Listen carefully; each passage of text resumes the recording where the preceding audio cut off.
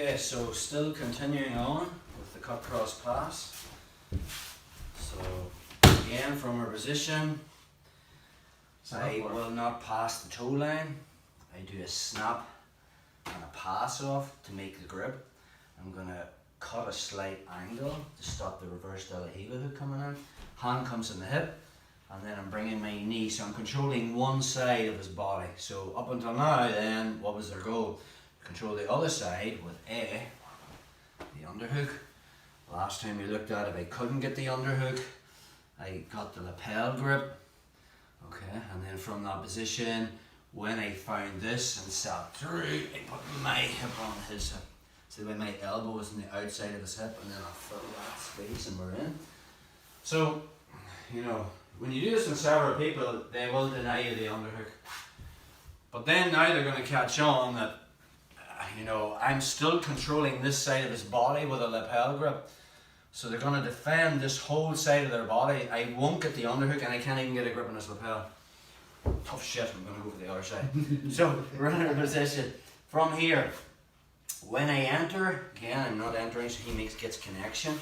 So I do the pass and catch, cut a slight angle as my hand comes into the hip. Again, it's easy to get that hand on the hip, you know, unless he's big giraffe, long arms, you should be able to get a hand on the hip. So first battle is I'm coming across to here, okay, and I'm controlling one side of his body. Looking for the underhook, Tyrone's digging his elbows. Looking for this, you know, and now he can only defend one side of the collar, he can't defend two. Okay, so the minute he's here and he's defending, I might go back to the underhook to get his hands low, and then I switch to the near side collar. The good thing about this is it gives me massive control of Tyrone's jaw, okay? And if I can turn his head with his jaw and get him looking the other way, because most of Tyrone's defense and guard retention from the cut cross pass, he has to be turning into me.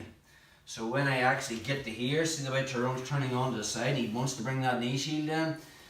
When I win the underhook and stuff, it's very hard for Tyrone to turn into me because I'm flattening him out with this underhook. So think about that concept of when you're passing, you want to flatten the person out. We also flattened him out with this push-pull. He can't turn into me when I'm pushing on the shoulder. So how do I flatten him out with the near side collar? From this position, I turn my wrist and I start turning his head this way. This sucks, by the way, when you're getting this done on you. As I pull up on the collar. Okay, turn into me, bro. Turn into me, bro. Now the weakness is, this is the weakness. This is why this would be down the pecking order, is as I finish the pass and sit through, there's a chance now Tyrone can turn onto his side and get his knee shield in. Yep, perfect.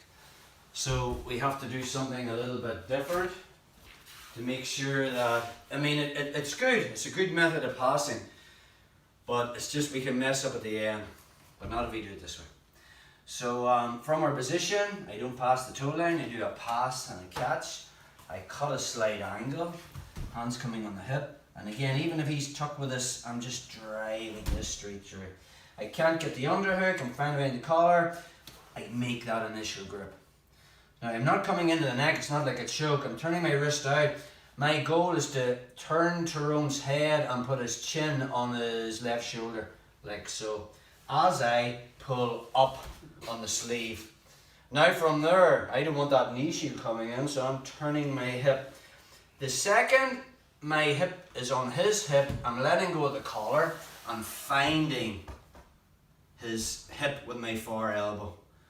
Okay, now Tyrone might be trying to move out from this position, so I'm just riding the storm, and then from here I'm going to win the cross face and take my hip off his hip, and I'm in the side control.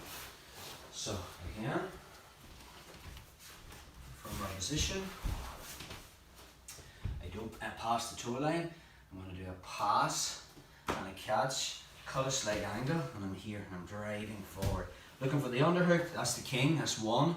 Can't get that, I'd be looking for that collar, which was last week's move too. You know, now he can't defend two collars at the same time. Well, maybe he can, I don't know, try to defend two collars at the same time. From there, I can still enter underneath and still make a grip.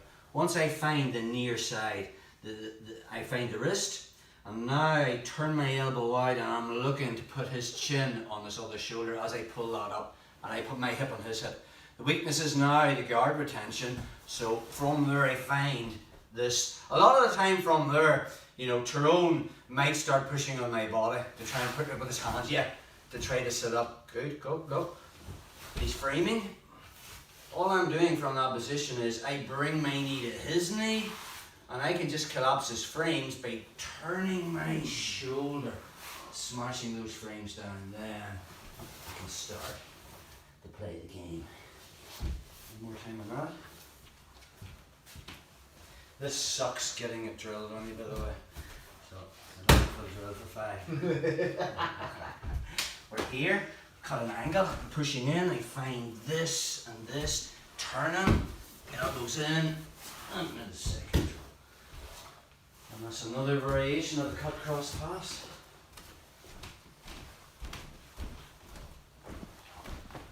Oh, fuck, it's near away there, bro.